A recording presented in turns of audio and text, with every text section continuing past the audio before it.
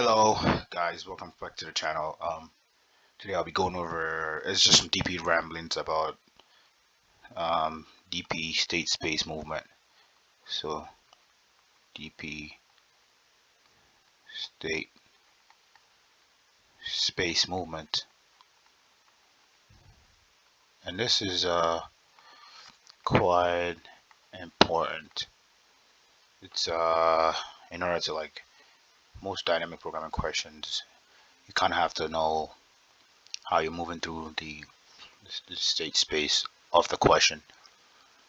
Um, and Most, well, not all, but when you have say a number of items, you have different stages of the item selection: A, B, C, D, E, F,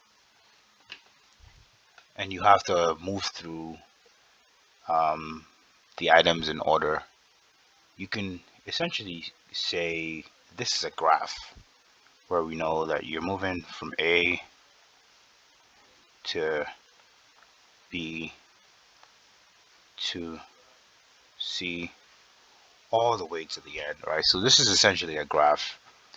Um, and so most linear DP questions are kind of like a graph that you can move from one stage to the next stage and to the next stage.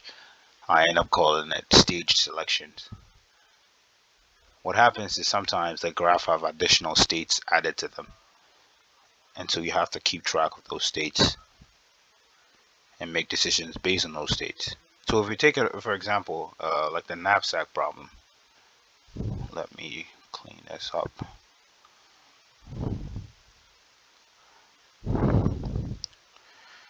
Um, you take a knapsack problem, and each stage has a sort of a cost or value associated with it, right? And so this is a cost of, assuming this is 0, 1, 2, 3, 4, 5. There's a cost of 0, cost of 1, cost of 2, cost of 3, cost of 4, and cost of 5. Um, so if you're at state A, and the cost is cumulative, right? So you can have different costs adding up to form some cost. And so now you have a state where you have A and you have a certain cost X. Um, and if you move to another state, you essentially have two options. You can either take that state, so you can go to B, taking B's cost on. And so if you take B's cost on, you essentially get whatever cost you had in the beginning plus B. Or you can decide to go to B and not take B's cost on. And so you went to B, but you still have your same cost. There can be certain variants of the knapsack problem. This isn't knapsack selection. This is what I call stage selection. You can also go. Some stages, some questions will require you to stay in your respective position. So say you can still stay at A, but you can take A again. And so then your cost becomes whatever the cost of the stage is, because you chose it again. Actually, this would be the cost of A. Sometimes the transitions will also require you to move in very odd ways. So if a transition tells you that you can either move stages by 3 or by 4. You'd have to move. Okay, let me clean this. And this is defined in Atliu's book, DP functional equations. I think I'll post a link in the channel in the description if I Get some time. Probably will. Uh, but yeah, so it depends on what your transition is and what your states are. So if you keep adding more stuff, you get more states. Oh, okay, this is a bad line. But if you keep adding more stuff, you end up getting more states. And every single time you add a new line, a new state space, you the state space is essentially multiplied by the original state space. And so when you have three, so, stage one, uh, and then cost, and then say you have something like value. Now essentially you have three different states you have to account for, and the transition is way up to you. The transitions can be kind of tricky, and also if you're using iterate, this can be easy if you're using recursion, right? If you're using recursion, you can hop around in different states, and it's not a big deal. But sometimes it is a big deal because in recursion, this is quite difficult to memorize if you're just moving through states. So, say question one, the cost. If you're using recursion, um, memorization doesn't really work well with just like simple state space movement. Memorization doesn't work. It's kind of difficult to memorize when you're doing this. When you're just doing state space traversals. Um, when you're just moving from like state to state, it's not the it's not the smartest. Um, so you have say you have a function and you have stage one, right? And then you have some kind of cost x, and you move to this cost, and you see. So normally what happens is because it's notice this isn't a we're not writing functional equations. We're just moving through states to pick whatever value is in the states. And so if we move to a state f with some state, plus one or whatever, and our cost changes to cost y. We cannot necessarily memorize this because we don't have any values. We're just moving through states space and seeing what's in the state space. Um, in this case, if you want to memorize dp, you have to have a dp functional equation, dpfe, dynamic programming functional equation. That's that's one of the only ways you can write dp. You have to write it functionally. And so, for example, this very question will be I think it'll be function of start position and the cost. This will be 0 0. Will essentially be uh, will be the max or min, whatever you want, of your first decision, your first stage. If you chose to, there's usually a cost with the deciding whatever you decide on first stage because it's stage selection. So stage one, cost or value, depending on whatever you're solving, and then plus function of the mutated next stage, um, and a cost will usually have changed somehow. The cost would have changed somehow. So cost x.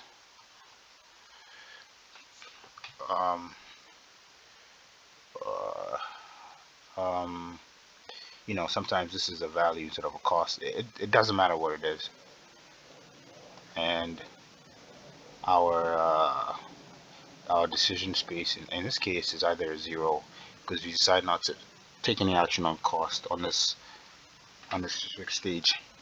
Plus, um, we have to go move forward and s plus 1 and some cx.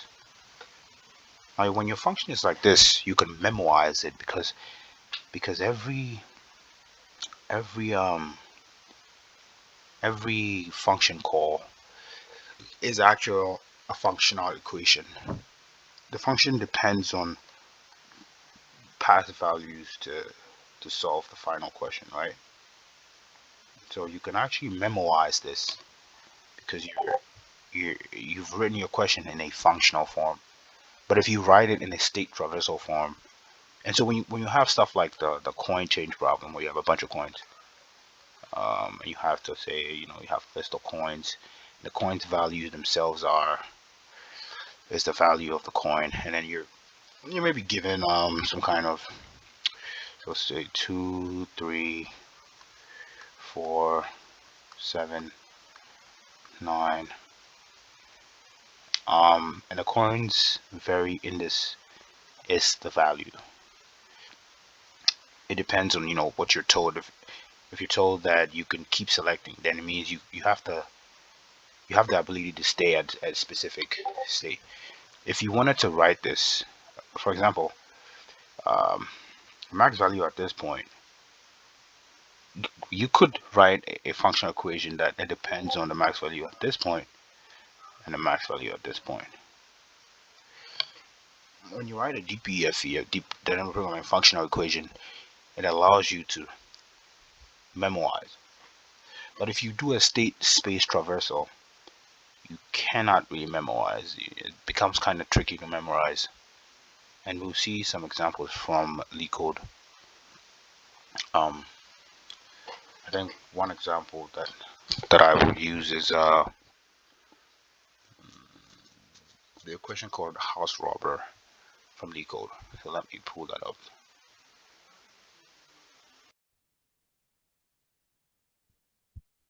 Hello, big boys and girls. Okay, so let's see where we left off. We left off talking about DPFE, the dynamic functional equations. So look at this. Just like we said, I don't know, you have some kind of sorry, just let me connect my phone tablet real quick. Okay. Whenever you have some kind of okay. We have say a bunch of numbers, right? A, 2, 3, 5, 6.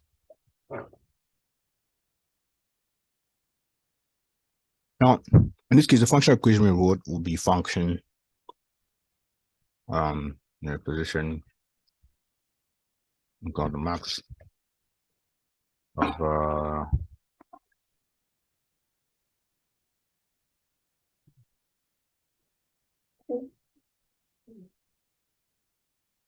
of we take the value of 3, and if we take the value of 3, essentially we have 3. But then I'll pair okay, so you take the value of 3 and then plus the function, which is func, and then the transition, right?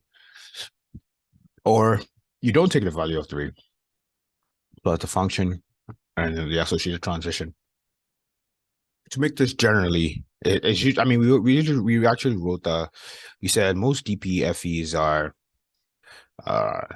there's some states, and then they're assuming it's a max DPFE, so it's a max of the, let's say, value of some decision, and then function, let's say transition I. plus the value. No, not plus. That's it. That's essentially it. Size, big, erase a bit. Uh, okay. Um, let's use this so it's more visible and stands out. Um, and note that this can be value or cost. Well, V can be value or cost in different cases. This is essentially what I call stage selection. And the function is at a certain stage, and then the function has to transition into some other stage. Um, S plus some change. Um, and then this change comes with some kind of cost or value. And you have a bunch of these transitions, right? Plus cost or value function, the state space plus some change in the state space. And you're usually supposed to find either like optimize something. Does cost or value. Um and our question sort of follows this. What and the reason why one of the good thing about this is that it's cyclic, right? So we're not going back to ourselves again. And someone might argue, what about, the knapsack where like the infinite knapsack problem, where we're taking our state S, but then the question says, you can keep taking you can either so that knapsack problem is something like this. Say 3, 4, 5. You can take 3 and move to 4. So you can take 3, right? You can as state 0, move to state 1 or state 0. So at any stage I, you can move to stage I plus 1, or you can go move to stage I. Well, the difference is that the knapsack problem states are different. So the state takes into consideration how much you have the value. And so at this point, this I has a value of VI, and this I has a value of VI plus I. And so they're different. They're different states, right? They might have the same um thing, but they're different states. Essentially, all I'm trying to get at is DP is just one big graph.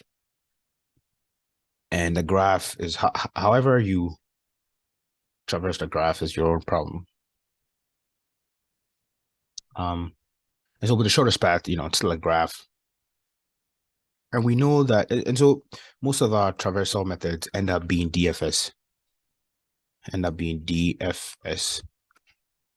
just like DFS, we need to keep track of the visited nodes so that, and we know the time complexity of DFS is, I think it's, well, physically it's V plus E, something like that, or it's either V, but essentially we visit each vertex or node once. That's what we try to aim in. If you just do regular recursion, you'd end up revisiting certain states. There's also something we never, which is what we just talked about, which is the DPFE, dynamic programming functional equation. So let's take a look at this question from LeetCode. Let me see if my audio is still working. I think yeah, my audio is still working. I'm sure my audio is still working. I'm very sure. Let me test it. Yes, it looks like it's working nicely. I get scared sometimes, I recorded an hour video and nothing worked. The audio wasn't working. Okay. So we start with, questions that like have states, right? Like, this thing is in this state, move from this state to this state. Um, let's see. This question is. All right. So this question is essentially some kind of, state traversal knapsack-ish graph, type problem where you have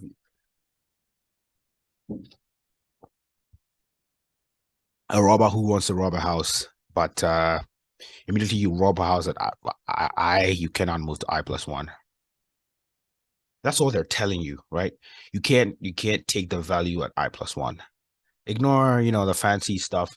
So essentially, they're telling us that if we take the value at I, that our decision space is such that it takes into account the decisions of the past. Um, um, that so let's see what they're saying here. So if we have a bunch of values, 3, 4, 6, 7, 8, 9, and if we pick, so let's say let's try to figure out the states. We're at state 0, right? And we move to state. Can we move to state 1? That's the question we're asking. Can we move to state 1? Well, that depends. That depends on if we took the value at this or not. And so taking or not taking is very important. It's crucial that we know that.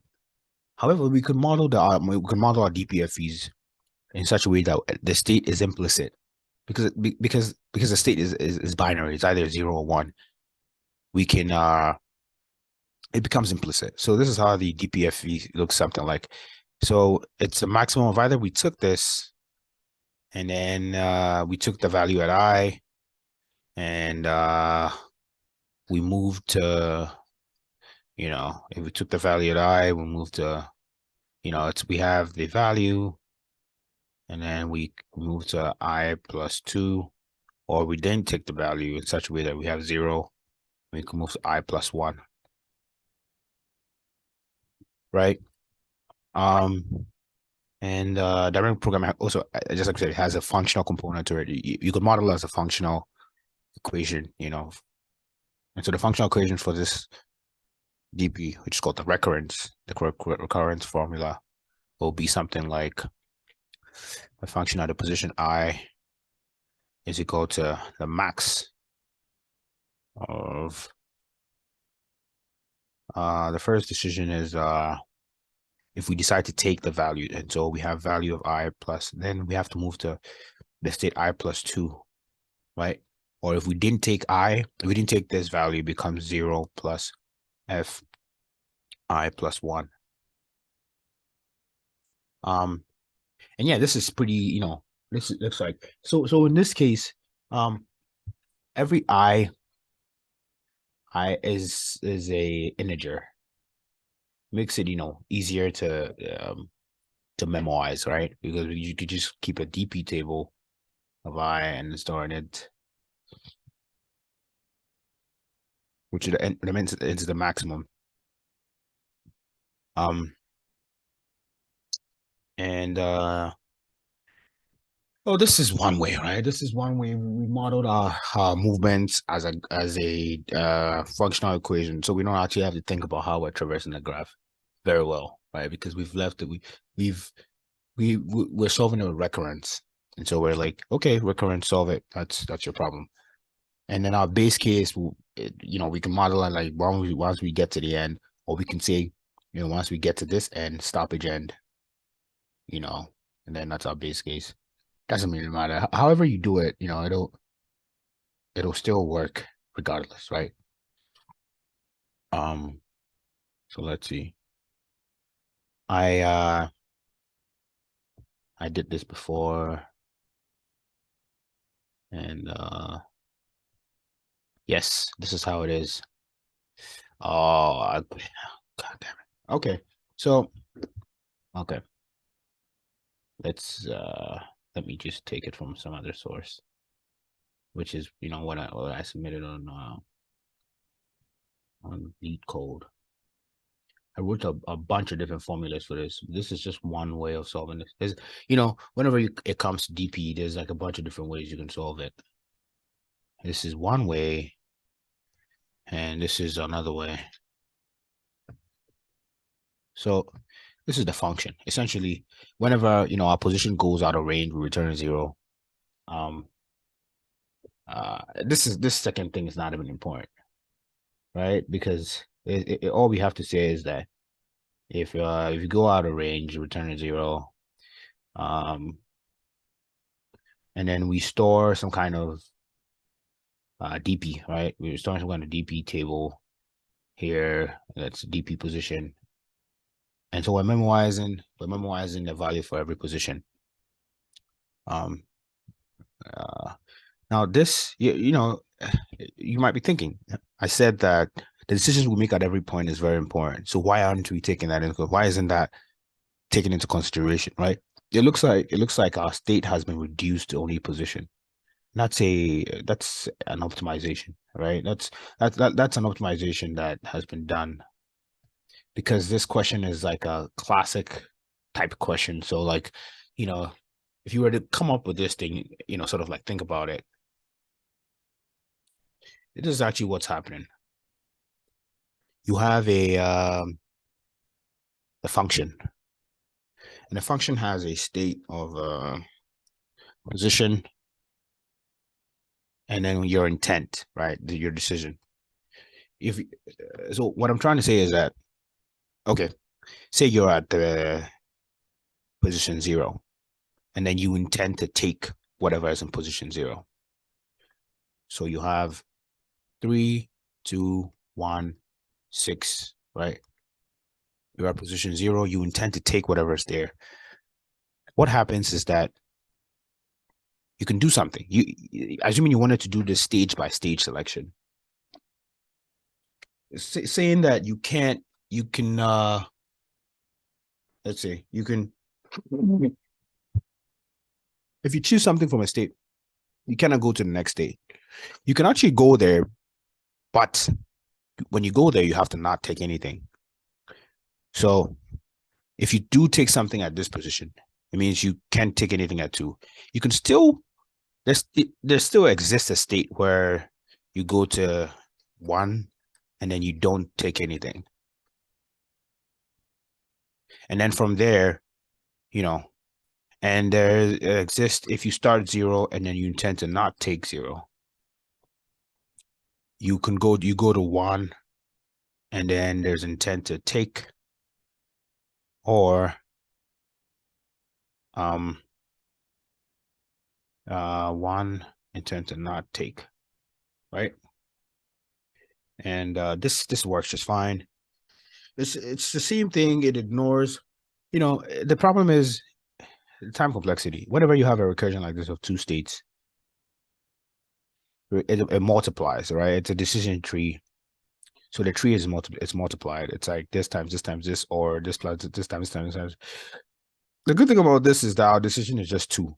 So the thing that the time complexity for this thing is something around n where n is a size and then times the second state. But the second state has only two options. So it's two times n, which is two, which is sorry, n. And so when we look at this, which is I wrote this specifically here.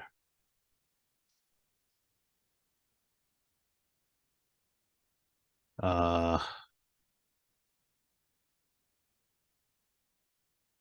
we see that the decision is what we have here, right? If our decision, if we came to that state to take something, then we move when we're moving to the next state. Um, we have a certain value with us, plus you know we have to move to that state to not take anything, right? But if we came to the state and then we didn't take the value, then we have a leeway to go to the next state and don't take, or go to the next state and take. This works. I mean, this will work if I were to run this a DPU rumble D plus plus DP rumble C plus plus. Let's shade that out. The best max is 12, which is correct. Um, this is the input. This is correct, right?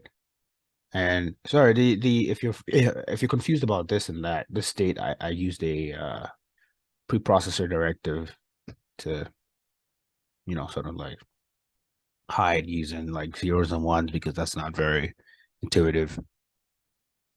Um, but there's other ways to do this. There's like four ways to do this, a couple of ways to do this. Now there's something I call state transitioning, right? State table transitioning. Something I call state table transition. That's when you're just moving through states, picking those states and seeing what's good for you. So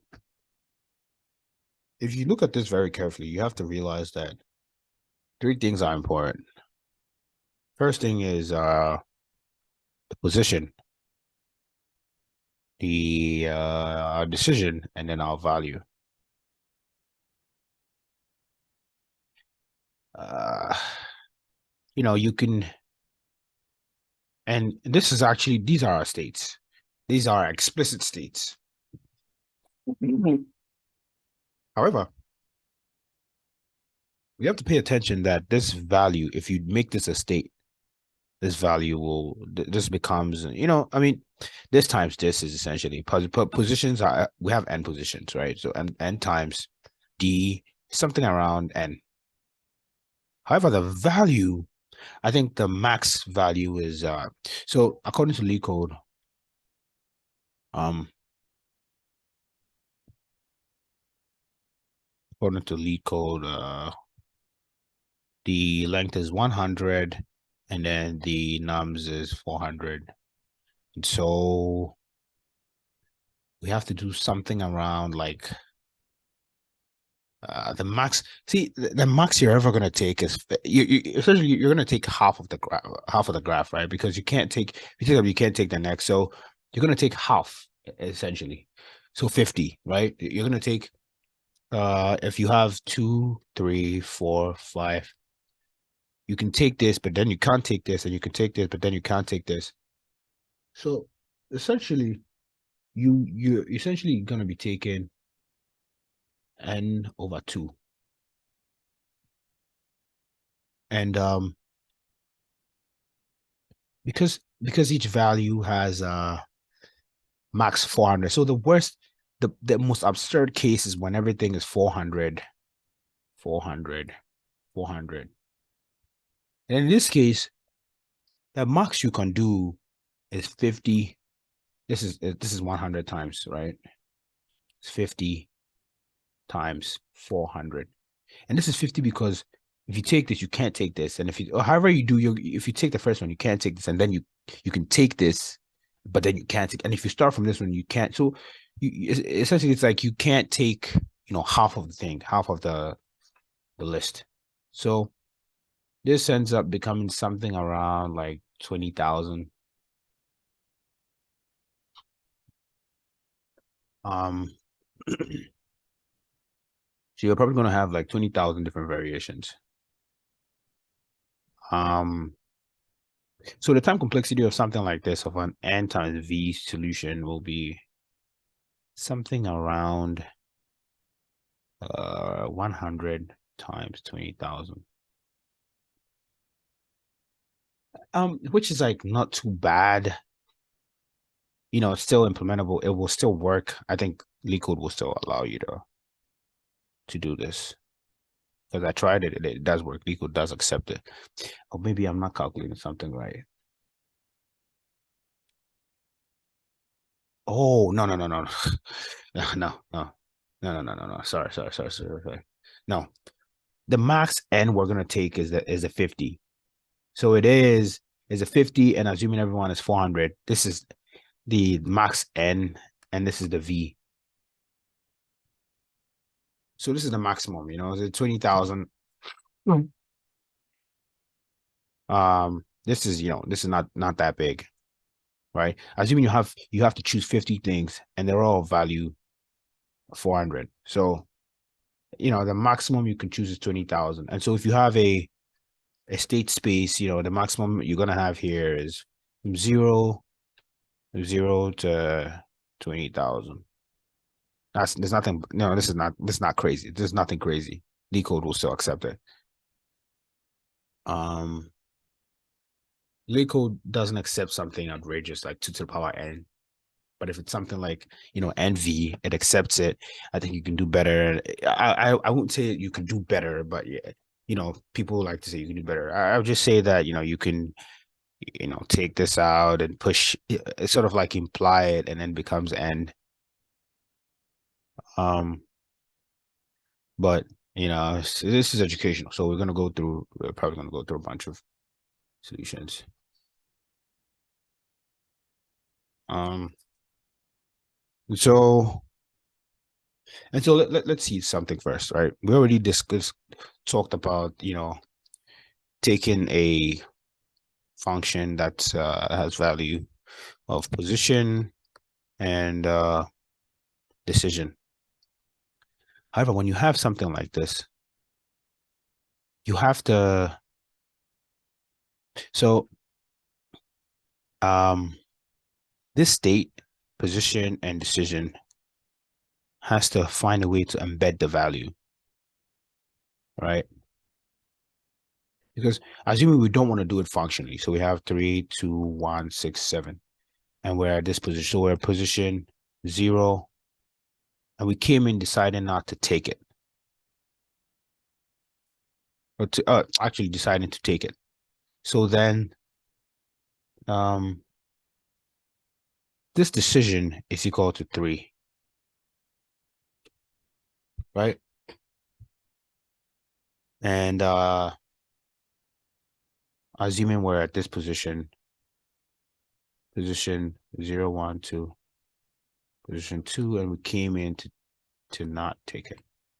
We actually cannot really determine what the value is because we don't know the selection it made over here. We're not too sure what the selections it made over here. And let me go through this stuff and show you what I'm talking about. So we're a certain position. We go to the first one, position 0, decide to take this.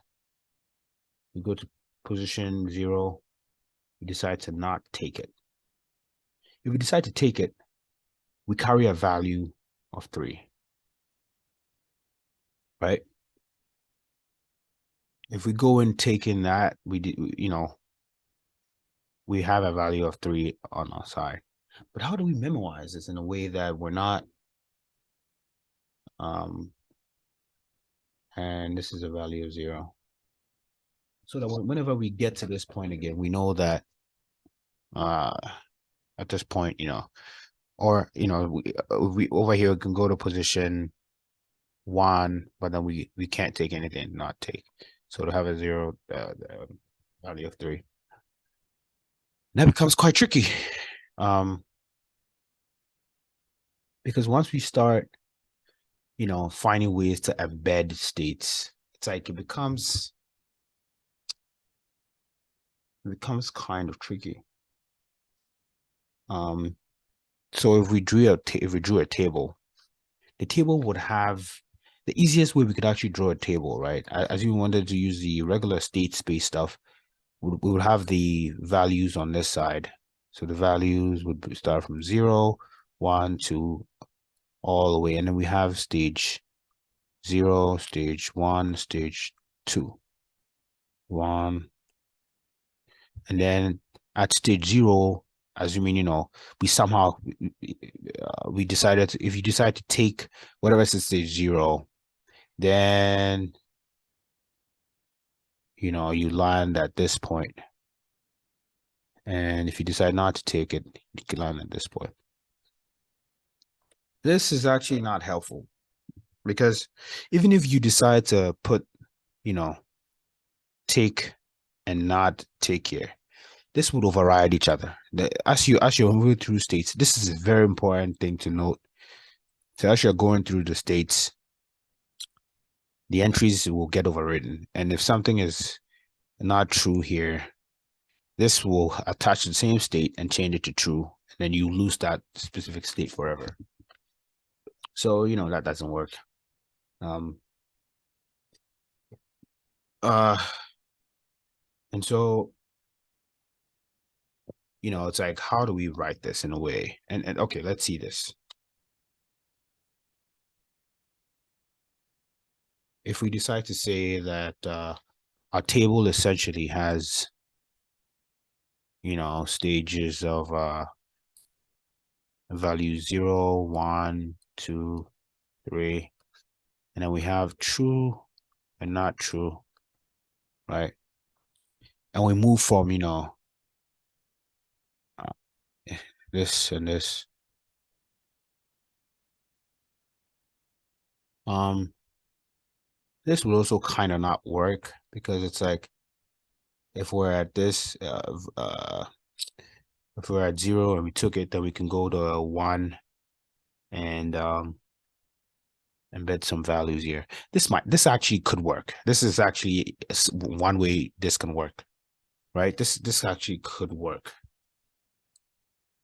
And now this can work, right? So what you can say is that if you're at position 0 and you took something, so assuming that it was 3, 1, 3, 2. Now this is something that can work. And that's, it sort of shows you how you arrange your states is very important. So you're not tramping on different values, right? So if you're at 0 and then you decided to take it, you came to position 0 and took it, you have 3. And if you came to 0 and you decided not to take it, you have 0. So, you go to, if you're here, right? If you're 0 and you took it, it means you can go to this one, position 1, but you can't take anything. So you have to go to position 1 and not take anything. That becomes a 3, right? Um, and then you're like this, uh, 0. If you were position that was 0 and you didn't take anything, you have two options. You could go to position 1 and take something, and you can go to position 1 and take something. And if you go to position 1 and take something, then you're entering position 1 with a 1. And so it's like it'll be the max of what's already here, 3, and the 1 you're bringing, right? Or it'll be this one. And so already you kind of have to think about what you're doing a little bit more. There's one more way, which is kind of uh, it's a bit more you know, as it's like your state traversal. Let's see if you can write some recursion for this. So if you're at let's say state, you have a decision and a stage, right? Let's say this when a decision is true, sorry, taken. If you came to that position and you took something, then you can go to state of um what because you took something, you have to go to not you have to decide to go to the next stage and not take anything. Or essentially this. Let's just leave it this. This is one. And if you're at the stage and you didn't take anything, you have two options. You can go to next stage and not take anything, or you can go to the next stage and take something, right? And this is essentially the transitions. Um, and the thing is, when you get to a state, right? So you get to this state. This state probably has something over there. So it'll be this will actually be a max of position not take SG plus 1, right? Um plus 0 because we're not taking anything there. and whatever is in there. Now this, on the other hand, will be the max, the state, um, not take SG plus one, because we go whatever's in there or whatever we're bringing, and so it's uh take SG plus the value, and this is one way we can do it. Now, state traversal can be once you start optimizing state traversal, it can be kind of complex to think about it. It can get kind of complex if you start thinking about state traversal in a certain way. However, this also has one more way we can think about this. We can essentially just tell ourselves that we're going to let everything be states, and so we have a position, a decision, and a value. This could take 2, this could take n, and this is max. So it's just n times, it's just n times, I guess it's sum of n, 2, which is kind of will be the time complexity of this, which is not too bad because the time complexity sum of n over 2. This is what the time complexity is. So assuming that the sum of n is constant, this is kind of like n squared in a sense. So it's not that bad. Times 2 again. So how do you write this? How do you actually write this out, right? So assuming you're at position, you're at some start position, and so at the start position you can't go to the start position and take anything, because the start position you have some value 0.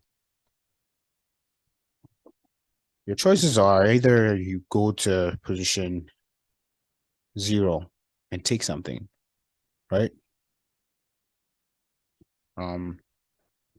Then your value changes because now your value has increased. So value of start. And then you go to position 0, you don't take anything, and the value, because you didn't take anything, the value doesn't change, right? So value remains 0. Yeah. And now essentially this is pure state traversal. We're just seeing what state we can visit. We're not, putting values in states and seeing what the maximum is. We're purely just moving through a state space and seeing what we can do, right? What we can do. There's a bunch of ways you can do this. And I'll show you a bunch of ways. You can use a set. You can use, if you can predict how big, if you can always predict how big your states are going to be, you can always use an array, right? You can always use an array. However, I think the array will do some stuff that's it will visit all states that recursion won't visit. And this is just pure DFS. To make it pure DFS, we have to keep a visited set, wherever we visit a certain node, we put it on a set, so that we don't. So you see how this goes to 0 not visited, 0, sorry, 0 not taken, and some value. It's possible that they might clash, right? They might clash, and then you end up repeating the whole cycle again, and this goes to 1 taken and then some value, and this goes to 1 not taken, some value, and then see this is going to 1 and you don't take it, and then some value. Now, this is the problem here. This is a problem with recursion. If you're just doing pure recursion, pure DFS type recursion, the issue is it's often difficult to find out to prevent this. And if you want to memorize, you have to find a way to memorize, right? A way to memorize it. If you're simply just storing all the states and you visit the state, all you have to do is say, okay, I've already visited the state. This one, don't take, not take, and then some value. If this state hits, if it hits the state again, it won't go through the same thing because already you've done this here. And with this will prevent you from doing a bunch of pointless, and then it will make your recursion just as fast as DP. So your recursion, your raw recursive code would be just as fast as DP, iterative DP. Well, except the overhead. Actually faster because you're not visiting a bunch of random states, right? Now you can do this with a DP table. Um, you can do this with a DP table, but with the DP table, it would be something like this, right? It'll be a three-dimensional table. The table one, and then table two, and then each table will have as we say you know position, right? So P0, P1, P2, and this is taken. This is not take, don't take, but it'll have the same P0, P1. And this is the thing that confuses a lot of people. They're like, I don't understand. And then, and then this will be the some value value S1, value S2, sorry, value S3. So if you're at this state, you can hop into this state, some state here. So this is this, and you're essentially, if you have you can use an array to move through, and then you don't have to, use recursion.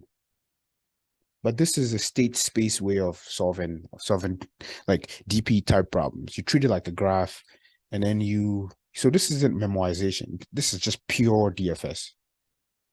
Pure DFS. You're treating the DP like the directed cyclic graph that it is. You're storing a set of visited nodes, and then when you get to a node, you've already visited though. You don't need to revisit its children. That's the same thing with this. With this, it wouldn't even revisit certain nodes because it's moving in a certain type of way. And if you think this is not possible, let me show you something. I implemented this right here.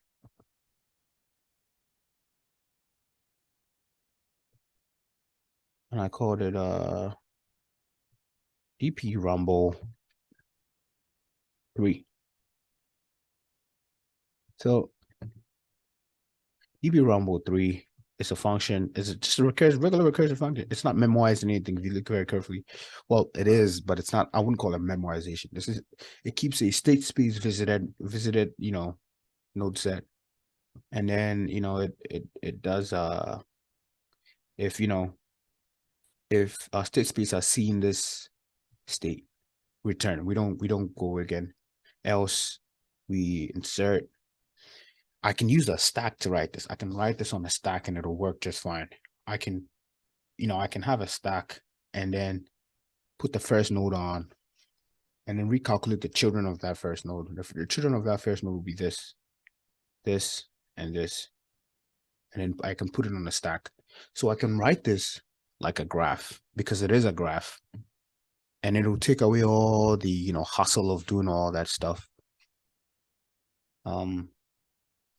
And if you think this won't run, let's see. We rumble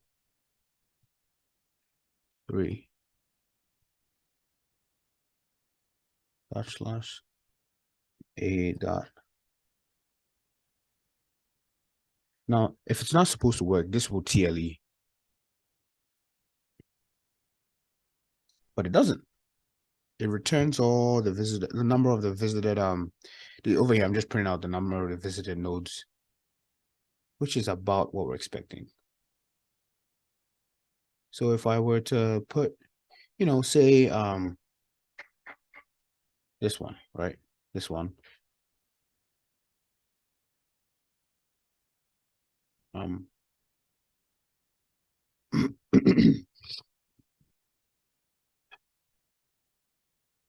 uh let's see. Okay. You see this? Now over here, because it's not that big, I can print out all the states, right? I can print out all the states we're visiting.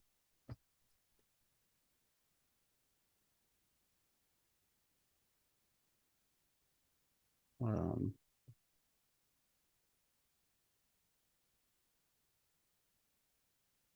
you see?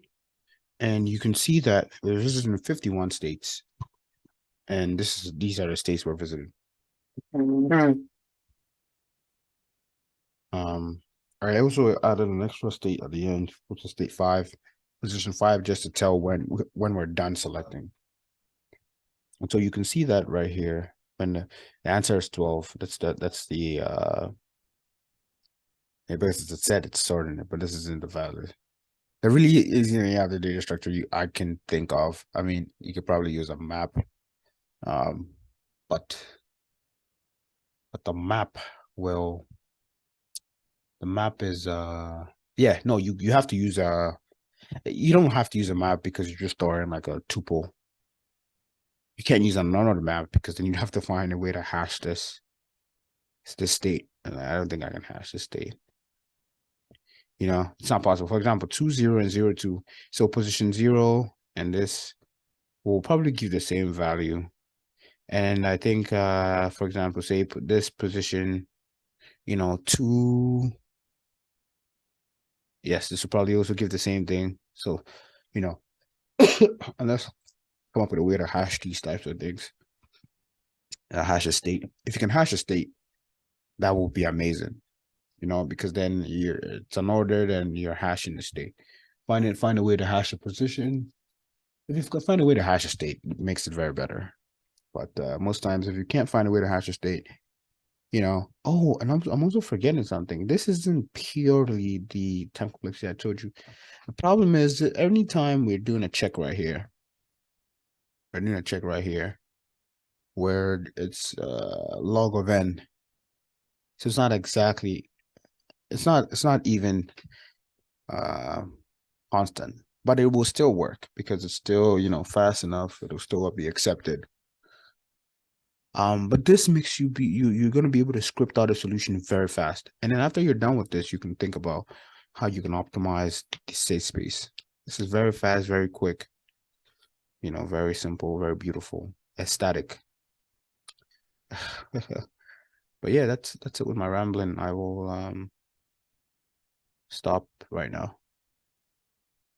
All right. Thanks a lot, guys. Have a amazing one. Bye. And I'll keep uploading more videos of me rambling.